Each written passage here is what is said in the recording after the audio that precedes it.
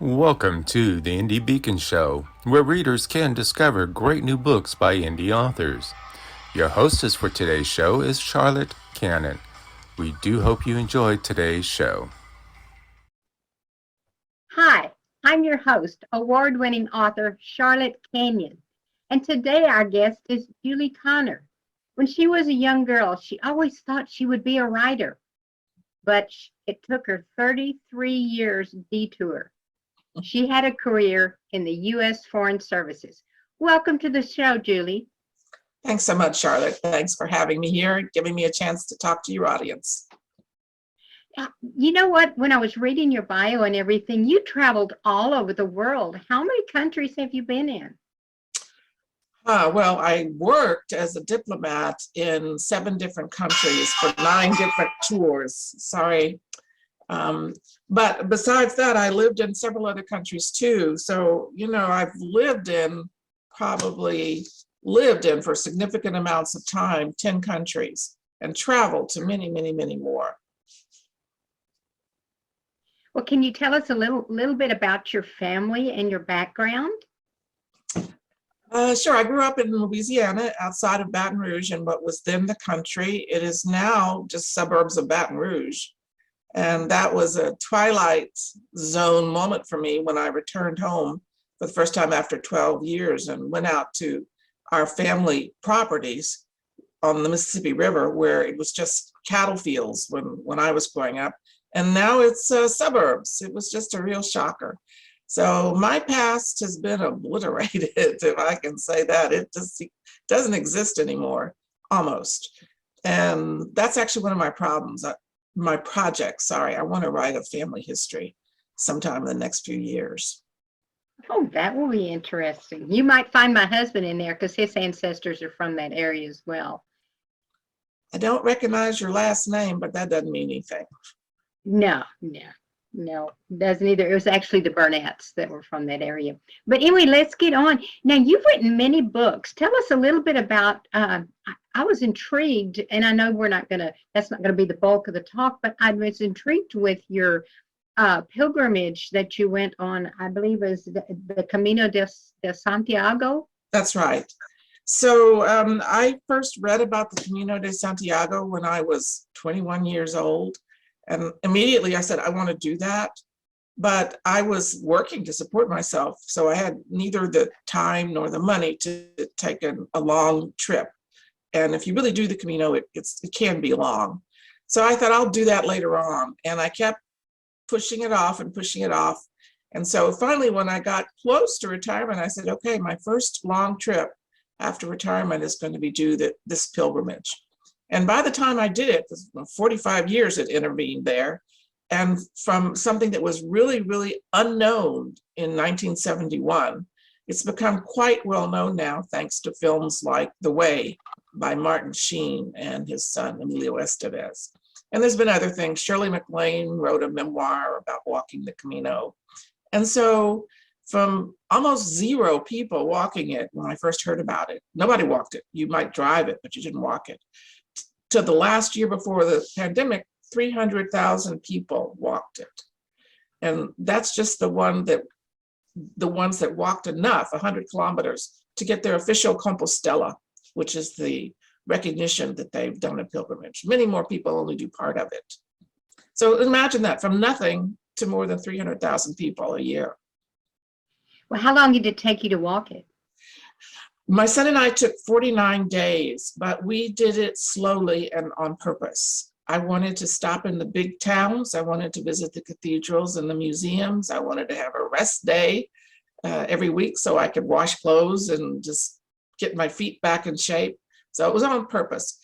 On the other hand, it was also, I think, the right way to go. You want to take time on the Camino. You want to have time to visit all the different famous places like Leon Cathedral and Burgos Cathedral, stop in Pamplona, see all the statues and memorials to Hemingway. You want to do all those things. Some people just they do. They'll practically run from one town to the next.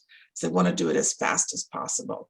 And I think that's totally the wrong way to go about this pilgrimage. That sounds intriguing. Now, there are places then to stay along the way. Obviously, you didn't take your pillow and blanket with you. Well, people do take their pillow with them, but no, I didn't. And yes, you have to understand that this route has been active since 822 AD, so for more than 1,000 years. So particularly in the 1200s and 1300s, it was a incredibly well-traveled route, and especially from the French side of the Pyrenees, over the Pyrenees, and then on to Santiago de Compostela, which is where the pilgrimage is aimed at. It's the burial place of the Apostle St. James.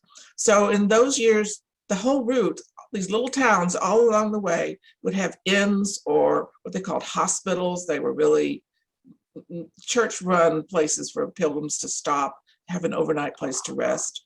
The Knights Templar were active along the route to protect pilgrims, and also the Knights of St. James. So all along, there was a whole arranged trip for people to walk or to ride a horse or to go in a carriage or whatever from one end to the other, and to have places to stop every night so they could get some food and have a safe place to rest. So those little towns, in many cases, are almost ghost towns, but the Camino has been bringing them back. So new B&Bs are opening, new small restaurants, and so forth. It's a joy to do it, I can tell you that. I've been to Spain many times, but I've never been to that part of northwestern Spain. It's amazing. I have heard it. I actually have a girlfriend that has written, she's walked the way as well, and she's written a book about it. It sounds just fascinating. I think at my age, I'm not sure I could make it now. Should have done it when I was younger. Well, don't take that attitude. I've seen people much older than me out there, and I did it at 65. So they're 70-year-olds, 80-year-olds. They're walking it. Yeah. You don't have to run it. And actually, you don't have to walk the whole way. You really don't. You can just enjoy it the way that works for you. Well, that sounds interesting. And you said your son, how old was he? Well, he's 30 now, so he was about 24, 25 when he went with me. He was a last minute addition to the trip. I thought I was going by myself. And then he said, Mom, I'm going with you. So, okay, scramble around, redo reservations, change things up, and along he came. And it was a different trip because he was with me, but in some ways a much better trip, because there were a few days when I really needed his help, and he was there for that. And did you make a lot of friends along the way? That's what I've heard, that you meet people from all over the world. You do, and I did, and interesting people doing interesting things. Like one of the ones I like to talk about was a woman I met who'd walked all the way to Spain from Romania. And she was doing it as part of a podcast she had, and it was to encourage volunteerism. So every day she would, get someone to sponsor her walk, and then that money would go towards charity in Romania. And she said the whole thing was, in Romania, they don't have volunteerism like we do in the United States. And so she was trying to encourage people to volunteer and to think about charity. And so that was interesting for me to hear about her effort. Yeah, that's what I've heard. Well, Julie, we're going to take a break here. We're going to let our sponsors do their thing, and we'll be right back, and we're going to talk about your new book. I'm very excited about it. Welcome to B4R.store, a bookstore for indie readers and indie authors, where indie authors can earn their fair share from the books you purchase. We have a wide variety of genres that you can select from. We also have ebooks and paperbacks. You can select authors by their first names, and we also have music. If you're interested in their city or country, we have that listed as well. If you are an author and would like to be on our bookstore, we have 3 options for you. There is a small minimal charge, or you can join our organization at authorsmarketing.org and learn how to better market and sell yourself. That is B4R.store, a bookstore for indie readers and indie authors.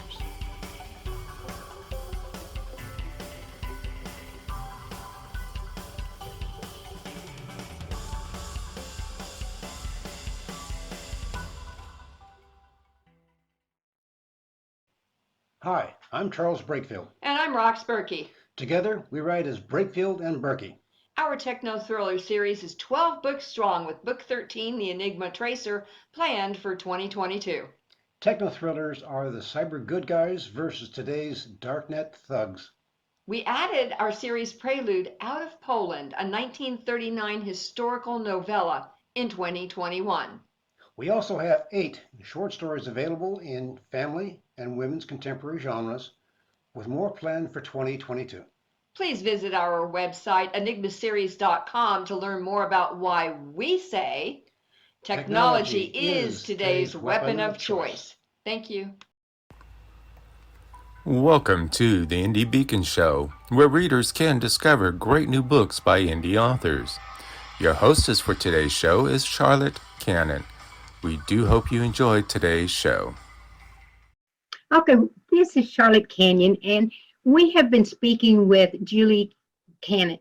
Oh my gosh, she just has some wonderful stories about her first book was the Camino de Santiago, but now she's going to tell us she's written a book that's about international adoption, and that intrigues me tremendously. I write for a magazine, and I just wrote an article about a couple who had adopted a little boy and why he was, put into adoption.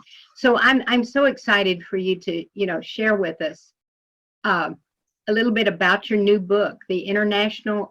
What is the title of it? International Adoption, or is that just the? That's the subtitle. That's the subtitle. Okay. Right. The title is The Baby with 3 Families, 2 Countries, and 1 Promise. And then the subtitle is An International Adoption Story. Now, whom did you dedicate this to, or why did you write this story? I adopted my own son in 1992. At that time, I was living in Colombia. And one of the things we had to do in Colombia to adopt was to attend adoption school for parents, which I'd never really heard of. But one of the things they emphasized during that school was that you should tell your child that they've been adopted from the very, very beginning. There should not be any surprises. They shouldn't all of a sudden be 18 and find out that they're not a biological child. So when I adopted my child, I looked all over for a book that I could read to him about adoption. And understand, this is pre-internet, this is pre-Amazon, this is pre-everything. So I asked my mother back in the States to find a book for me and send it to me on adoption. And she couldn't find anything. And I searched around and asked people too, and I couldn't find anything. So I ended up writing my own little book for my son, which I started reading to him when he was just hardly old enough to understand. And then periodically I'd read him that book over the years. I tried to get a friend to illustrate it, but I could never get it illustrated. But anyway, I wrote the book, I read it to him, I kept it. But eventually he was old enough. I knew he knew that he was adopted, and then he understood what it was about and so forth. So I put that book away in a drawer and never planned really to do anything with it. But during the pandemic, when I was sitting at home and the chances of getting out and promoting a new book were nil, I thought, well, what can I do in this period that will be useful? So I looked on the internet on Amazon, and there still was no appropriate book. So I thought, I'm going to take my book and fictionalize it and get it out there. So I did. And there are books for, first of all, almost all books on adoption are for the parents. They're not for the children. They're for the parents to learn about adoption, what it means, what it involves, how you do it, etc. Of the few books there are for children on adoption, most of them are based on animal characters. So, typically you'll have a mama bear adopt a goose or something like that. They're animal characters. I didn't want animal characters. I wanted it to be about real people, real situation. So that's my book is about that. And the third thing about the books available is they almost all concentrate on the mother and the child, or the mother and the baby. The father rarely makes an appearance. Other people rarely make an appearance in these children's books. I wanted my book to talk about all the people involved in an adoption and how many hands have to help towards that effort to make an adoption. So that's where my title comes from. It's not just a mother and a child. It's 3 families, usually at least, the biological mother or the biological parents, A foster family usually is involved in an adoption process, and then the adoptive parents. And that's a minimum. Sometimes it's more foster families in between. The child has two countries, and the child needs to understand that they really are entitled to two countries. And then in my case, the one promise, I promised my son that he could, as an adult or as an older child, go back to his home country, and we did that. So that's the basis for the title. And still, there's no book like it on the market. So the reason I wanted to get the book out there was to give parents a tool.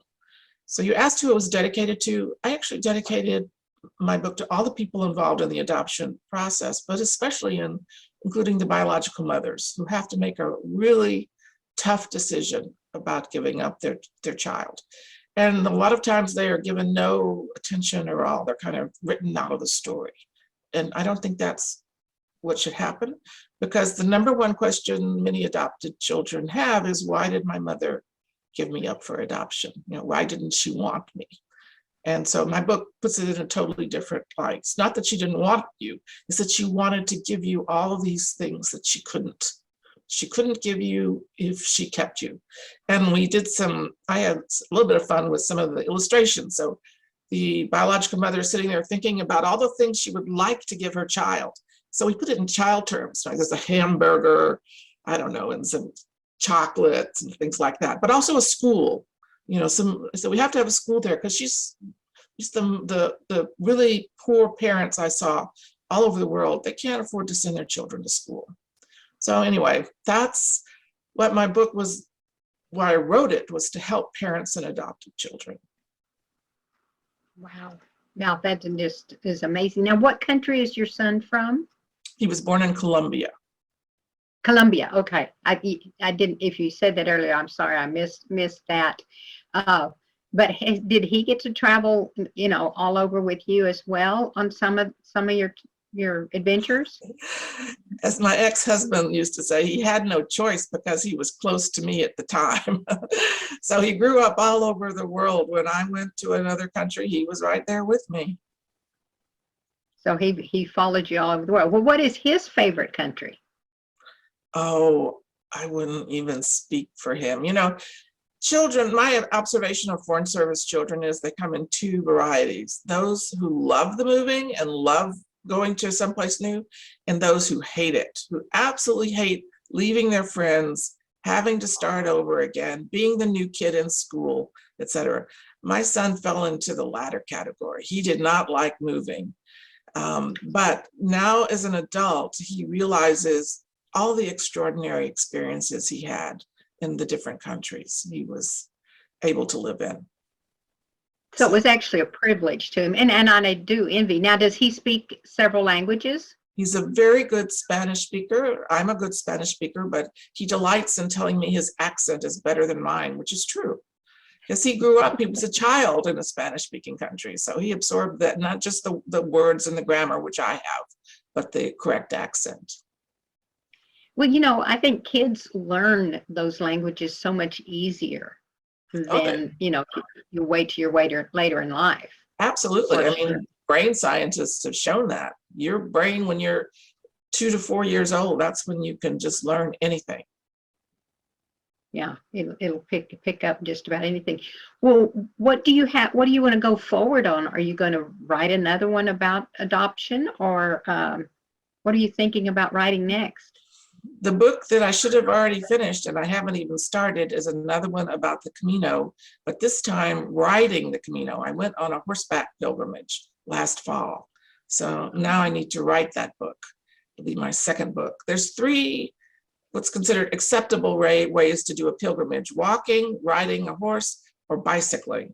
So I've done 2 of the 3 ways. So you can guess what I think my third book on the Camino is going to be about. Now let me, and are all 3 on the same trail, or do they have different trails for the horses, different for the bikes, and different for the walkers? You can start your Camino anywhere in the world. And then the only requirement is that you have to end it in Santiago de Compostela in northwest Spain. So my first pilgrimage was along the French route, which goes from France across the Pyrenees. And it's the most traveled, most famous route. But for the horseback pilgrimage, I started just a little bit north of the border with Portugal and then rode north with the group. So it was there's various names for it, but it's the Portuguese route going up to Santiago. How big are the groups that travel together? Like your horseback? My horseback group was 10 people. 10. Yeah. It's, So, it was a COVID year, so it's still not that traveled. But well, if I just thought if someone was listening and they wanted to go. Well, Julie, hang on there because we're going to let our sponsors have another break. Each and every one of us has a mission in life.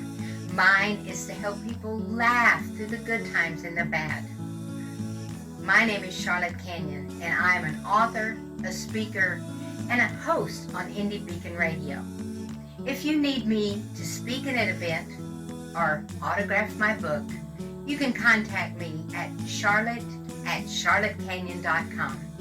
Thank you, and have a blessed day.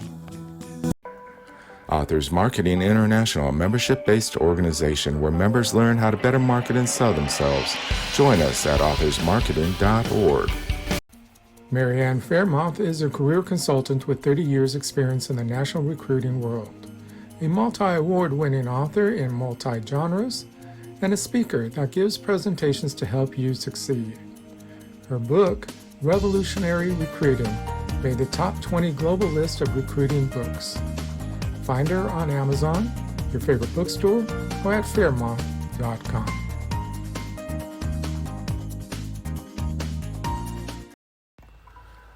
Welcome to the Indie Beacon Show, where readers can discover great new books by indie authors. Your hostess for today's show is Rox Berkey. We do hope you enjoy today's show.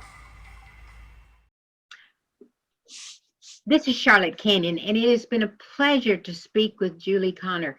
And Julie has all kinds of interesting stories. Of course, if you've traveled all over the world, you're going to have all kinds of stories. Can't wait to see what you come out with next. Julie, I need you to tell people how they can get in touch with you. Share your website. Any way they can reach you. There's two good ways. One, to write to me if you're thinking about writing me as a writer, as an author, then my website is julieconnorauthor.com. I think you can see behind me, I have my logos up there. So julieconnorauthor.com. But I also run a micropress, which is Bayou City Press. And you could also write me at bayoucitypress.com. And I'm always interested in Texas writers and in writers writing about international affairs or travel or those kinds of issues. You can check my website submissions page if you're interested in having me see your book. And I have to say, it's been a tough couple of years during COVID, but I've kept with it. I'm here, I'm plugging away, I'm writing, and I'm publishing a new author. I hope in June her book will come out. So I spent a lot of time on my micropress trying to build it up. So you are a publisher then? Yes. That's what Bayou City Press is? Right. Well, I've got a children's book. I probably need to contact you and we'll see what we can do. That would be just a great way to get started. I always ask my authors to share a little bit of advice if someone is wanting to write a book, a snippet, because we don't have a whole lot of time, 4 or 5 sentences. What would you tell a new author or someone who, has a book in their soul, but they don't know how to get it out? This is the golden age for authors. The development of indie presses and of small presses makes it possible for just about anyone to get published. What you have to do is sit down and write your book. You have to have the stomach to spend the time at your computer putting it down on paper. If you do that, you almost certainly can find someone who's going to help you get it into print. Now, how long have you had Bayou City Press? It started in 2019, just before COVID hit. Oh, so you are in the, so you would be, if it was a new author, you can kind of talk their language, right? Oh, definitely. Absolutely. Actually, I didn't want to try to publish anybody else until I'd published myself. So I made all the mistakes on my own books, not on someone else's books.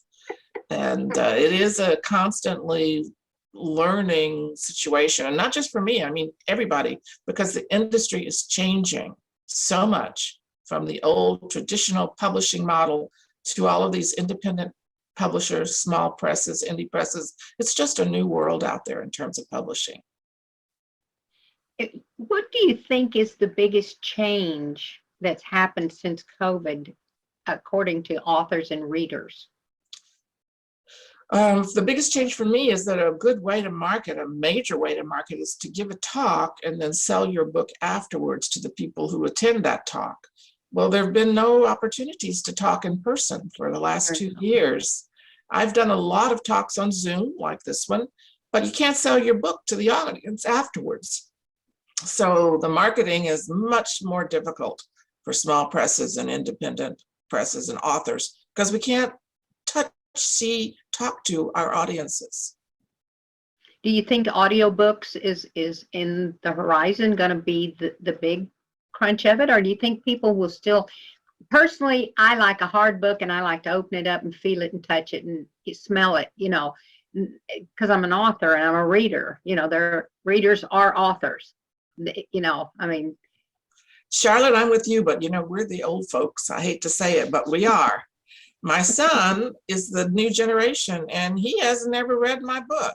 He says, Mom, if it's not on an audiobook, I'm never going to do it. So guess what? I made my book into an audiobook. And again, that's actually something that COVID has allowed me to do. I never thought I was going to turn my first book into an audiobook. But since I was in the office so much of the time, as opposed to out and about and going to meetings and so forth, I said, okay, let me try again as an experiment, turn my book into an audiobook. And I have fairly decent sales of it as an audiobook. I think that's the future, ebook and audiobook. ebook and audiobook. Well, Julie, it has been a pleasure speaking with you, and thank you so very much. And I wish you all the luck in the world with the Bayou City Press and in your books going forward. And like I say, I will be getting in touch with you. So nice. This is Charlotte Canion. And I want to say, you've got to remember, a rose is like a book. You can't know its beauty until you look at it. And a book is like a rose. You won't know its full beauty till you open it. This is Charlotte saying bye for now. Thank you for watching the Indie Beacon Show, produced by B. Allen Bourgeois for the Authors Marketing International, LLC. Copyright 2022. Voiceover by B. Allen Bourgeois. If you would like to be a sponsor of the show, please contact us at authorsmarketing@outlook.com. If you would like to be on this show, it is free to authors. Simply fill out the form at indiebeacon.com. The music is provided by Happy Follows. The music is entitled